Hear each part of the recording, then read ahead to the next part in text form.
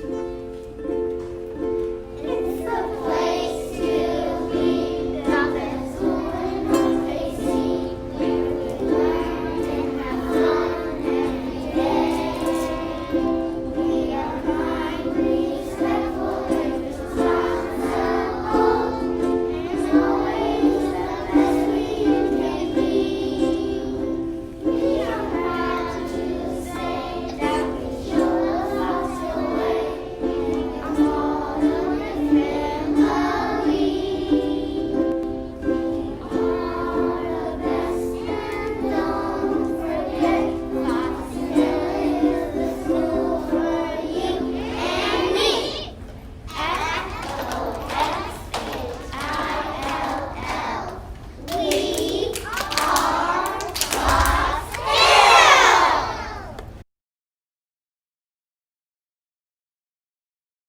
I pledge allegiance to the flag of the United States of America and to the republic for which it stands, one nation, under God, indivisible, with liberty and justice for all.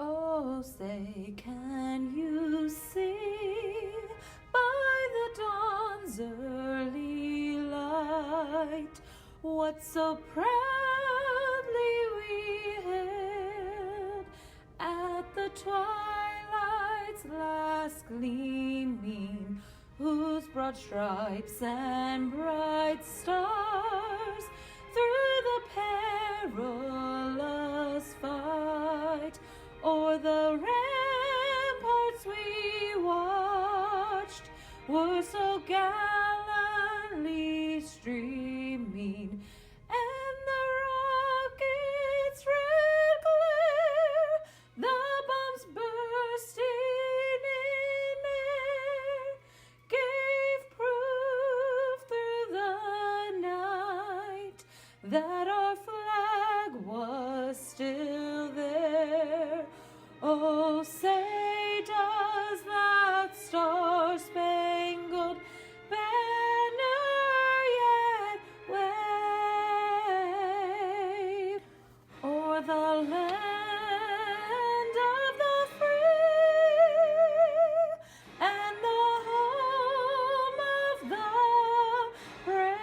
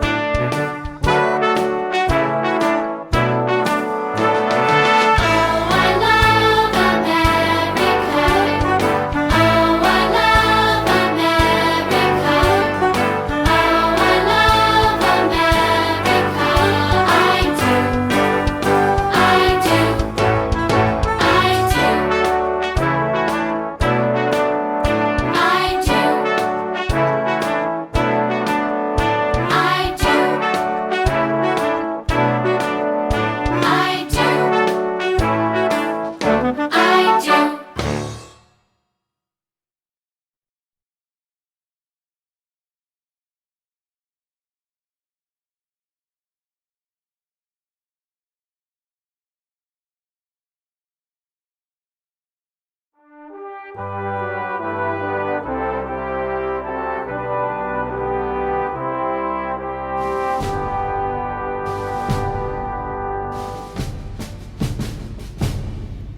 you love your country, think of it.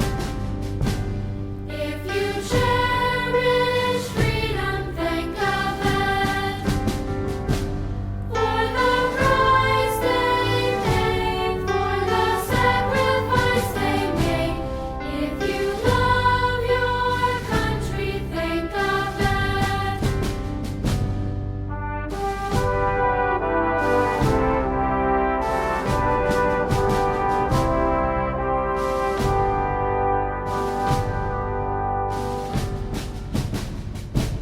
They gave us the best years of their youth to protect the red, white, and blue. Whether land or air or on the sea, we defend our liberty.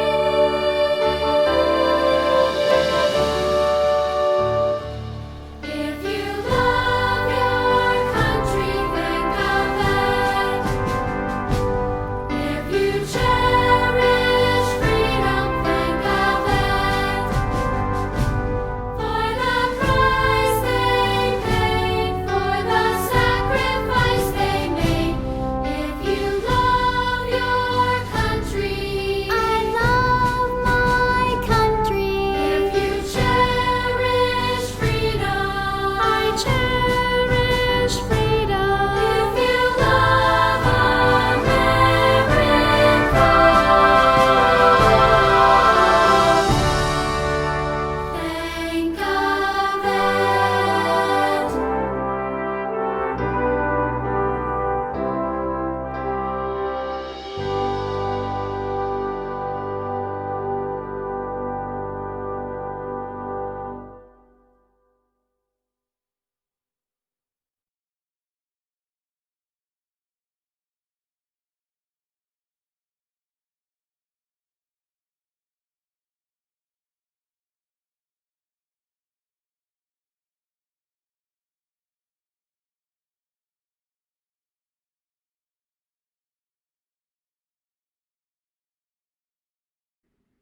of the Military Services, Maestro Jack Everly, the National Symphony Orchestra, and military choruses for the Armed Forces Medley.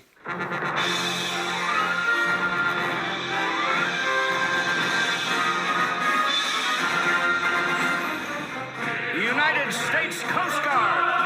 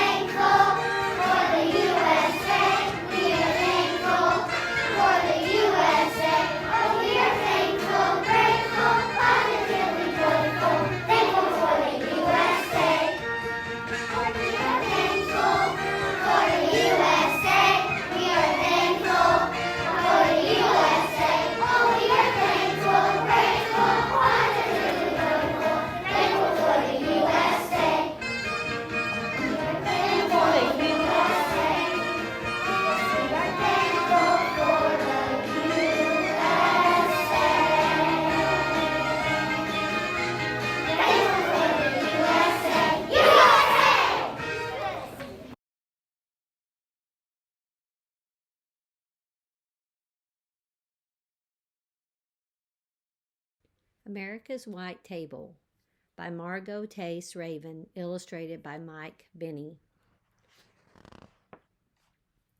It was just a little white table, but it brought tears of pride to my Uncle John's eyes the Veterans Day he came for dinner and stood by it, except for one person, even though nobody would be eating at it.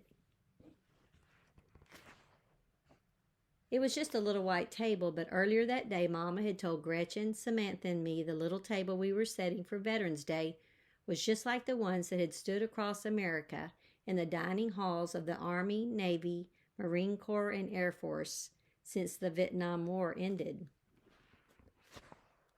The table honors the men and women who serve in America's armed forces, especially those missing in action, our MIAs, and those held prisoner of war, our POWs. It was just a little white table, but it felt as big as America when we helped Mama put each item on it and she told us why it was so important. We used a small table, girls, she explained first, to show one soldier's lonely battle against many. We cover it with a white cloth to honor a soldier's pure heart when he answers his country's call to duty. We place a lemon slice and grains of salt on a plate to show a captive soldier's bitter fate and the tears of families waiting for loved ones to return, she continued. We push an empty chair to the table for the missing soldiers who are not here. We lay a black napkin for the sorrow of captivity and turn over a glass for the meal that won't be eaten, she said. We place a white candle for peace, and finally a red rose in a vase tied with a red ribbon for the hope that all our missing will return someday. Mama finished speaking just as sunlight spilled on the table and filled the overturned glass. It was just a little white table, but it suddenly made me want to burst with a feeling I couldn't explain when Mama told us how much our setting the white table would mean to Uncle John that night. Then she told us something we didn't know. Our Uncle John, who gave us big bear hugs and spun us with the airplane twirls and called me his Katie girl, was a POW before we were born. It was just a little white table, but it gave us the courage to ask Mama what happened to Uncle John in Vietnam. She quietly told us his story. When Uncle John served in Vietnam, he was sent on a mission, and his helicopter was shot down behind enemy lines, she began. And he and his 3 crew members were taken prisoner. One crew member named Mike had serious wounds from the crash, but Uncle John and the other men tried to help Mike get better and persuaded the guard to bring Mike medicine. Then one day when a guard looked away, Uncle John and the others had a chance to escape, but Mike was still too sick to go. So Uncle John stayed behind because he wouldn't leave a fellow soldier alone, so far from home. But how did Uncle John get free? We asked Mama. Sometime later, Uncle John had a chance to escape again, and somehow he was able to take Mike with him, carrying him on his back and collecting just enough rainwater and big leaves to keep them alive until Uncle John found an armed American infantry unit to help them. But even though Uncle John did everything he could to bring Mike home alive, Mike's wounds were just too serious and he died before the rescue helicopter landed. I know that Mike was only 20 years old and he dreamed of playing football, but loved America enough to give his life for his country when duty called. And I know how much Uncle John loves America too, but he learned when helping Mike that a soldier risks his life for a fellow soldier because the best of your country lives in every man and woman who would lay down their life for you too. It was just a little white table, but it needed words of gratitude like Mama's Thanksgiving meal. So before Uncle John arrived for dinner, Gretchen and Samantha and I decided to put 3 gifts of our own on the table to honor our veterans. Gretchen colored pictures of all the objects on the table, and Samantha wrote out the words of My Country 'Tis of Thee as a tribute in song. But I didn't know what I, a 10-year-old girl, could ever put on the table that was as important as each veteran's gift of freedom to me. It was just a little white table, but I looked at it all dinner long, and in the quiet inside me, I could almost hear the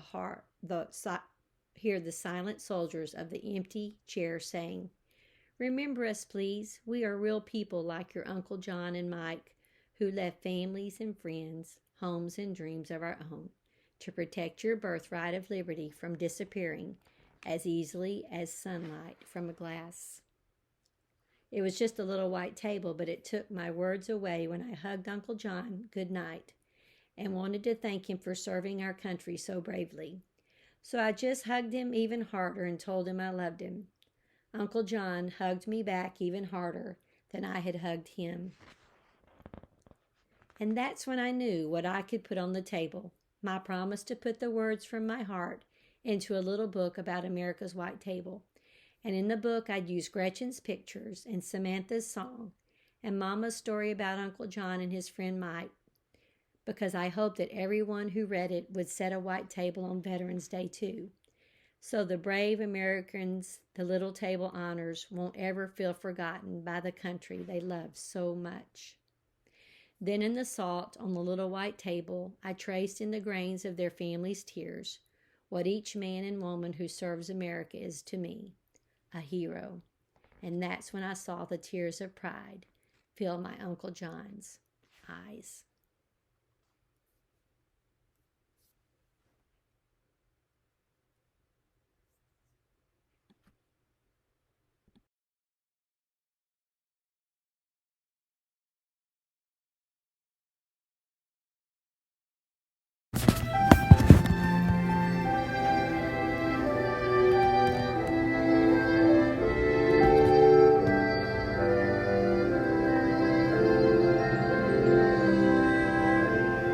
As I lay my head down every night and go to sleep in peace, I can stay there knowing all is well while you're standing on your feet, keeping watch, protecting shore to shore in the defending freedom at all costs for the red, the white, and blue.